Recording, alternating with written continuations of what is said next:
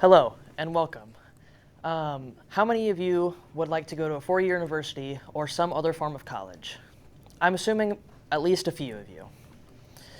Now, how many of you could go home and write me a check for $11,000, anywhere from $11,000 to $40,000?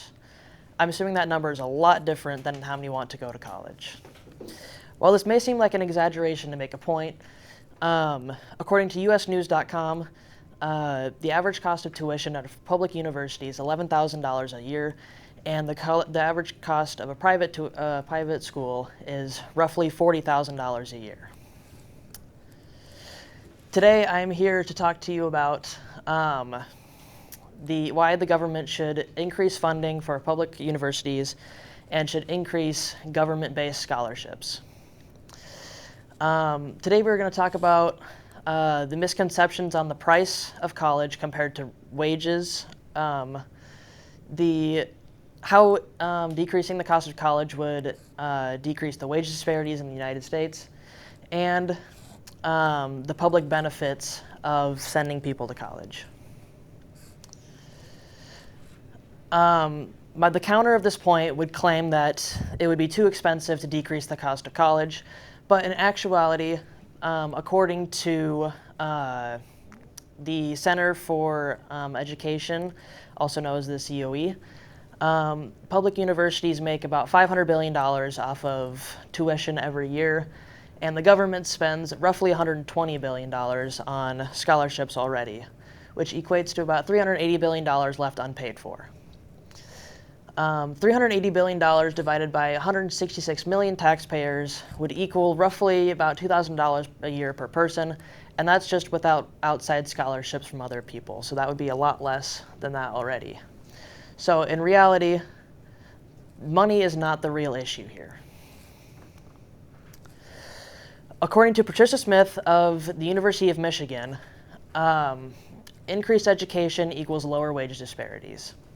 The way that this happens is because when you increase the access to college and higher levels of education, you get people of lower class incomes get higher paying jobs and increase the wages of the lower class incomes, which makes the wage gap smaller.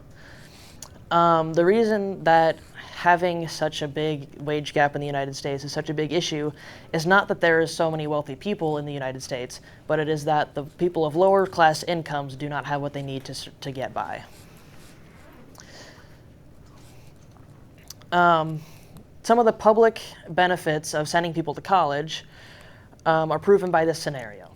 So imagine you're in the hospital, you need some minor surgery for your kidneys, and this guy walks in and says, "I'm your anesthesiologist."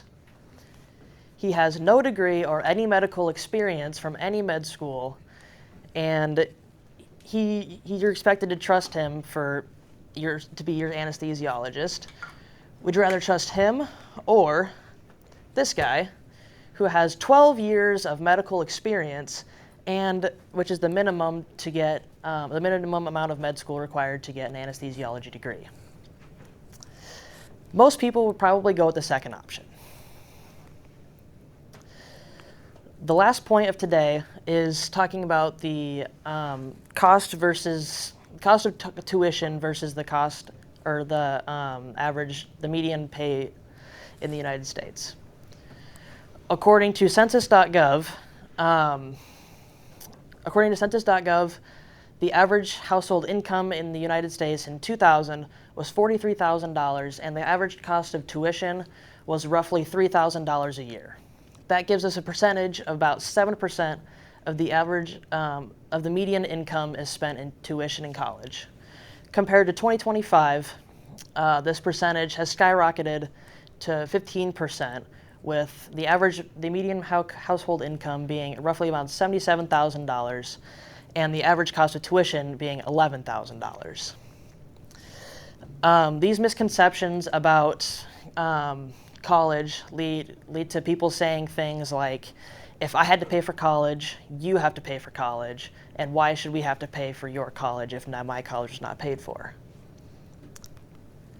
Today we talked about the misconceptions of the prices compared to the price of college compared to the wages, to the average wages in the United States.